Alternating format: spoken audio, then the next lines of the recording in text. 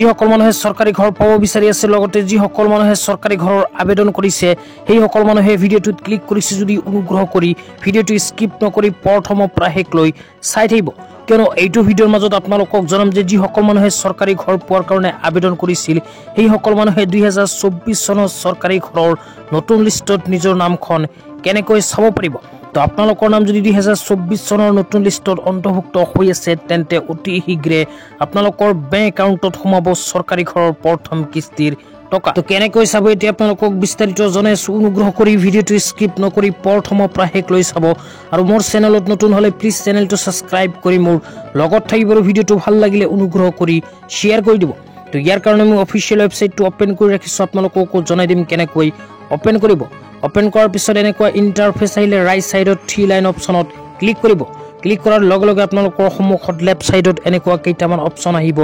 ইয়াৰ মাজৰ পৰা দ্বিতীয় নম্বৰত লিখা চাব পাৰিব আৱাজ শপ যে লিখা আছে এইটো অপচনত আপোনালোকে ক্লিক কৰি দিব ইয়াতে ক্লিক কৰাৰ লগে লগে হোৱাইট বেকগ্ৰাউণ্ডত এনেকুৱা কেইটামান অপচন আহিব ইয়াৰ মাজৰ পৰা ৰিপৰ্ট যে লিখা আছে দ্বিতীয় নম্বৰত ৰিপৰ্ট অপচনত ক্লিক কৰি দিব তো ৰিপৰ্ট অপচনত যেতে ক্লিক কৰি দিব আপোনালোকক দেখুৱাইছো আপোনালোকৰ সন্মুখত এনেকুৱা ইন্টাৰফেস আহিব অহাৰ পিছত স্ক্ৰল ডাউন কৰি আপোনালোকে একেবাৰে তলত যাব লাগিব তো স্ক্ৰল ডাউন কৰি একেবাৰে তলত আহিলে ইয়াতে এটা অপচনত লিখা চাব পাৰিব বেনিফিচিয়াৰী ডিটেইলছ ফৰ ভেৰিফিকেশন তো বেনিফিচিয়াৰী ডিটেইলছ ফৰ ভেৰিফিকেশন যে লিখা আছে এই অপচনটোত ক্লিক কৰি দিব তো ইয়াতে ক্লিক কৰাৰ লগে লগে আপোনালোকৰ সন্মুখত আৰু এটা নতুন ইন্টাৰফেস আহিব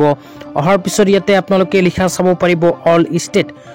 ষ্টেট যে লিখা আছে এই অপচনটোত ক্লিক কৰি দিব তো ইয়াতে ক্লিক কৰাৰ লগে লগে আপোনালোকক দেখুৱাইছো আপোনালোকৰ সন্মুখত ভাৰতৰ গোটেই কেইটা ষ্টেটৰ নাম আহি যাব ইয়াৰ মাজৰ পৰা দ্বিতীয় নম্বৰত আসাম যে লিখা আছে ইয়াতে ক্লিক কৰি দিব তো ক্লিক কৰাৰ পিছত আপোনালোকৰ সন্মুখত এনেকুৱা ইন্টাৰফেস আহিব অহাৰ পিছত তলত আপোনালোকে নেক্সট অপচনত ক্লিক কৰি নিজৰ জিলাখনৰ নাম ইয়াতে সিলেক্ট কৰি দিব তো জিলাখনৰ নাম সিলেক্ট কৰাৰ পিছত আপোনালোকে তাৰ তলৰ অপচনত ক্লিক কৰিব তাৰ তলৰ অপচনত ক্লিক কৰি আপোনালোকে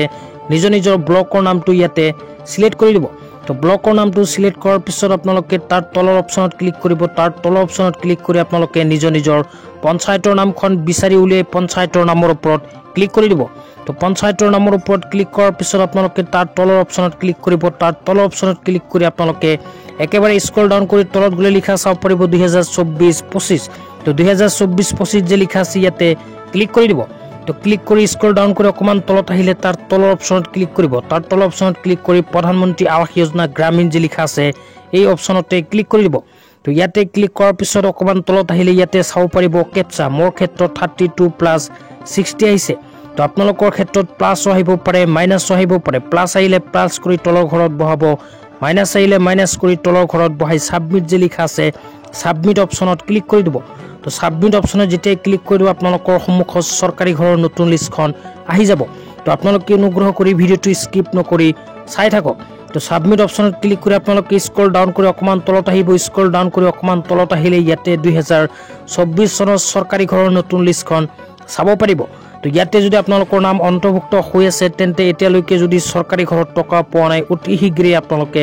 চৰকাৰী ঘৰৰ প্ৰথম কিস্তিৰ টকা নিজৰ বেংক একাউণ্টত লাভ কৰিব তো এনেকুৱাকৈ আপোনালোকে 2024-25 চনৰ চৰকাৰী ঘৰৰ লিষ্টখন নিজৰ মোবাইল দি চাই ল'ব তেতিয়া আপোনালোকক দেখুৱাইছো অফিচিয়েল ৱেবছাইটটো কেনেকৈ ওপেন কৰিব অফিচিয়েল ৱেবছাইটটো ওপেন কৰাৰ কাৰণে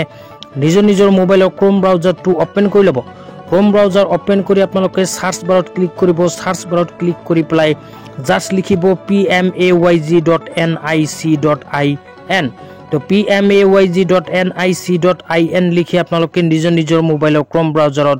সাৰ্চ কৰি দিব সাৰ্চ কৰাৰ লগে লগে অফিচিয়েল ৱেবছাইটটো এনেকুৱাকৈ ওপেন হ'ব ওপেন হোৱাৰ পিছত মই যেনেকুৱাকৈ দেখুৱালো ঠিক তেনেকুৱাকৈ চৰকাৰী ঘৰৰ 2024-25 চনৰ নতুন লিষ্টখন চাই ল'ব তো আজি ইমানেই ভিডিঅ'টো চাই কেনে পালে নিশ্চয় কমেন্ট বক্সত কমেন্ট কৰি জনাই দিব লগতে মোৰ চেনেলত নতুন হলে প্লিজ চেনেলটো সাবস্ক্ৰাইব কৰি মোৰ লগত থাকিব তো ধন্যবাদ।